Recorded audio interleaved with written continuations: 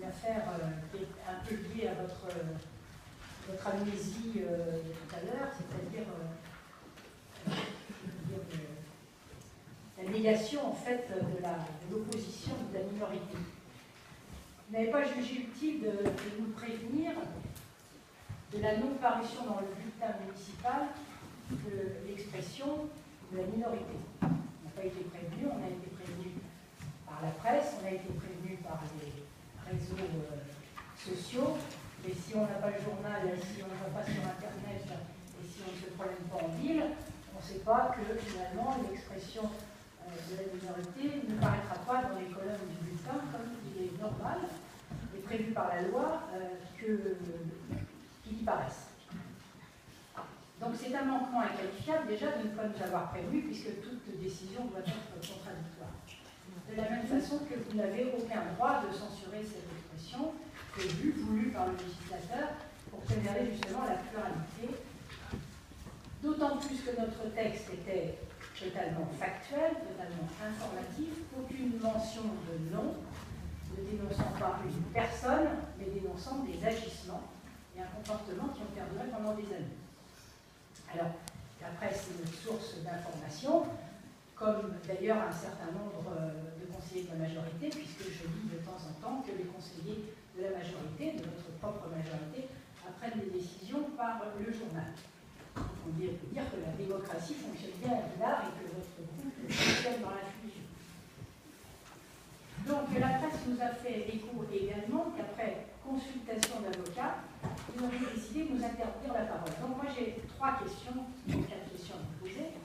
Est-ce donc bien un avocat qui vous a donné le conseil de nous interdire la parole? La deuxième question, c'est si tel est le cas, est-ce que c'est dans le cadre du contrat que nous avons avec la société Arès, enfin le cabinet, pardon, cabinet Arès. Si ce n'est pas le cabinet Arès, est-ce qu'il y a un autre avocat? Quel est le coût d'Inardet? Malgré tout, c'est quand même une décision totalement arbitraire qui va peser sur les finances de la ville aussi. Et enfin, quelle a été la décision? Quel a été ce conseil? Le conseil de votre avocat? Qu'est-ce qu'il vous a dit, votre avocat? Est-ce qu'il vous a dit effectivement nous couper le sifflet, comme je l'ai lu dans une presse cette semaine?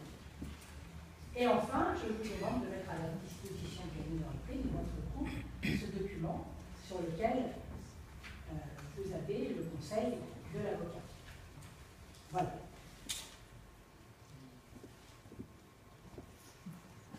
Je vais m'arrêter là. Je vais passer la parole à mon petit camarade Jean-Claude Mahé, parce que puisque vous n'avez pas eu lecture de ce document, eh bien, vous allez pouvoir juger sur pièce que c'était un texte tout à fait informatif et factuel et qui n'était absolument pas politique. Alors, nous avons considéré à la lecture de ce document qu'il portait atteinte à la vie privée des adjoints, des élus en règle générale, et nous avons voté ici même un règlement intérieur qui précise les conditions de parution de ces textes dans le bulletin municipal d'Inarès. Par conséquent, suite, c'est vrai, à la demande que nous avons effectuée auprès de notre avocat, nous avons eu différentes formules proposées et nous avons choisi celle qui nous semblait la plus probante, en tout cas la plus claire, pour aussi faire savoir qu'à un moment donné, trop c'est trop.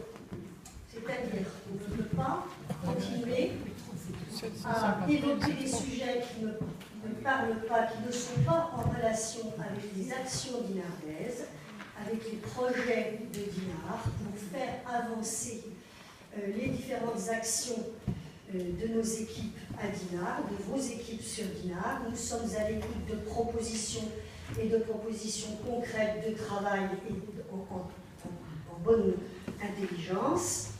Les thèmes qui doivent être abordés dans ce bulletin municipal n'ont pas vocation à salir l'un d'entre nous. Par conséquent, on a jugé bon de ne pas faire paraître ce document en se référant à l'article du règlement intérieur dont je n'ai plus le numéro, mais vous connaissez puisqu'on l'a voté ici même. Alors, je dois dire que pour avoir vécu votre situation et avoir été à votre place pendant 13 ans, je peux quand même, et ceux qui auront l'honnêteté de se rappeler ou qui n'ont pas la mémoire courte, je dois rappeler que plus d'une fois, mes lettres, mes observations, les bulletins présentés par l'opposition de l'époque n'ont pas été publiés sans aucune explication. Ce ne sont pas des méthodes, effectivement, que je considère comme justes, mais là, dans l'urgence, puisqu'en fait, le cabinet a mis un petit peu de temps à nous répondre, donc finalement, ça nous a retardé aussi dans la parution du bulletin. Et on considère que vous aurez l'occasion, dans les différents bulletins municipaux qui seront désormais donc, à publier, à imprimer, eh bien, d'expliquer aussi, pourquoi pas, vos suggestions, vos observations et la façon dont on pourrait fonctionner, de façon à ce que vous apportiez une contribution positive, qui ne soit pas une opposition stérile, et qu'il soit une opposition qui ne soit pas dans la critique ou dans la délation, dans la calomnie. C'est quand même incroyable. Moi, je vais lire le texte. Je vais lire le texte. Comme ça, tout le monde l'aura. Quand vous dites nous, je ne sais pas exactement ce que c'est que le nous. Voilà le texte qui était en question. S'engager en politique demande un sens moral et une éthique. Quelles sont les vraies réalités de l'affaire concernant une adjointe en poste condamnée récemment? Par un artifice assez habituel en termes de communication, le maire tente de détourner l'attention sur les porteurs de mauvaises nouvelles. Ainsi, l'opposition n'aurait de cesse de déstabiliser l'équipe en place. Sur ce plan, il suffit de regarder ce qui se passe dans cette équipe pour en déduire que la majorité se charge elle-même de la tâche et est responsable par le travail de SAP de notre ville du climat qui pèse au Dinardel. Non, il s'agit d'une condamnation d'une prévenue pour des délits au sens du code pénal, qualifiés par la Cour d'appel de Versailles d'usage de faux et abus de confiance. Je ne vais pas plus loin. C'est simplement ce qui est dit. Bienvenue. Merci, monsieur. Monsieur Murat, monsieur le conseiller. En répression, la Cour a condamné la prévenue à une peine de 3 mois de prison avec sursis, 25 000 € d'amende et des dommages et intérêts pour la partie civile d'un peu plus de 78 000 €.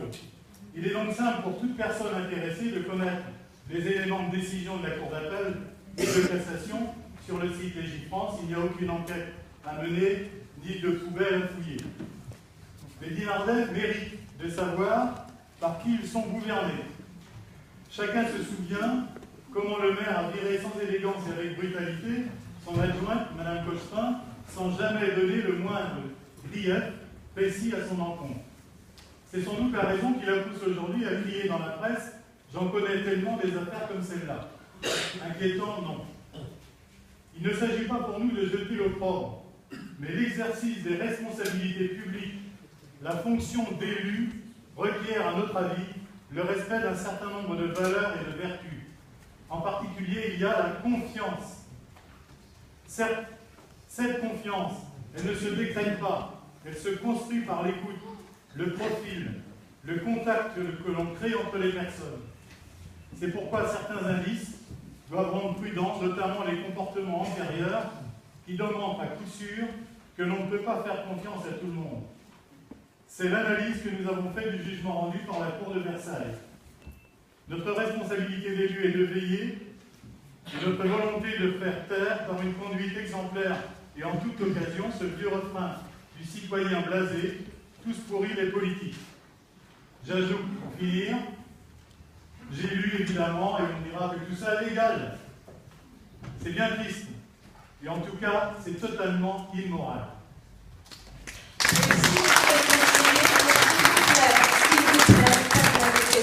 De ce genre, vous savez que vous êtes sous le toit de la République et que vous vous devez d'être, oui, d'avoir un comportement exemplaire.